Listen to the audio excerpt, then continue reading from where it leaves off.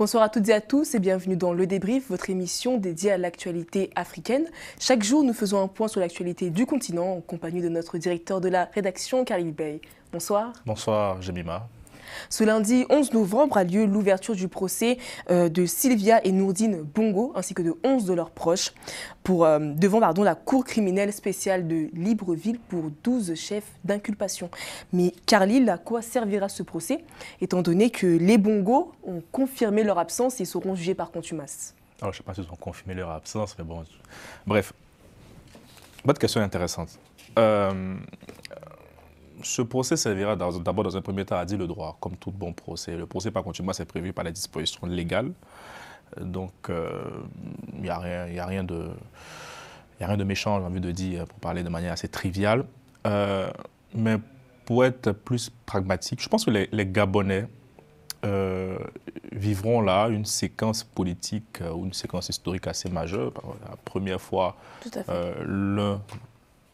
deux personnes qui portent le nom Bongo dans ce pays sont traduits devant des tribunaux, même s'ils sont absents, je dirais leur présence entourée, clairement. Donc, l'issue de ce procès restera quand même aussi forcément vers une condamnation, hein, sans pour autant porter atteinte à la présomption d'innocence, restera quand même assez symbolique. Mais après, est-ce que les Gabonais auraient voulu un tel scénario? Je ne pense pas. Ça nous ramène à cette exfiltration, il faut le dire, de Sylvia et Nourdine Bongo il y a quelques mois.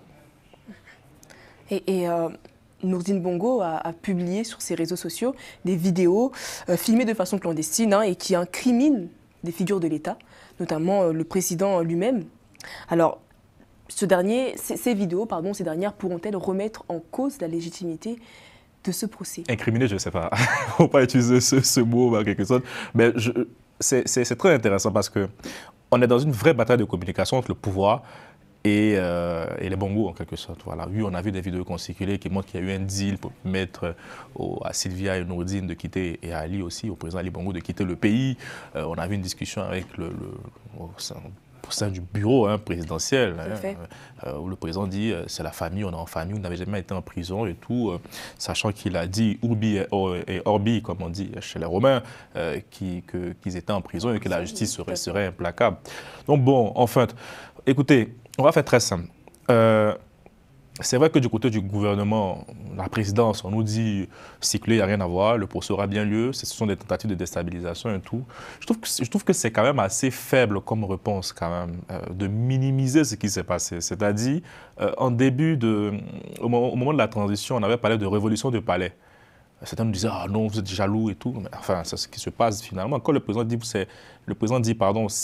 Nous sommes en famille, vous n'avez jamais été en prison », ça veut dire quoi? Le Gabonais qui regarde ça, il se dit quoi concrètement? C'est-à-dire, on prend les mêmes et on recommence finalement. Et donc, je pense que derrière, même si le président ne sera peut-être pas ébranlé, hein, enfin, la terre continuera de tourner au Gabon, mais ça laissera quand même une tâche, je dirais, et puis ça confirmera en tout cas les propos de ceux qui ont dit que c'était une révolution de palais, qu'il n'y avait vraiment pas de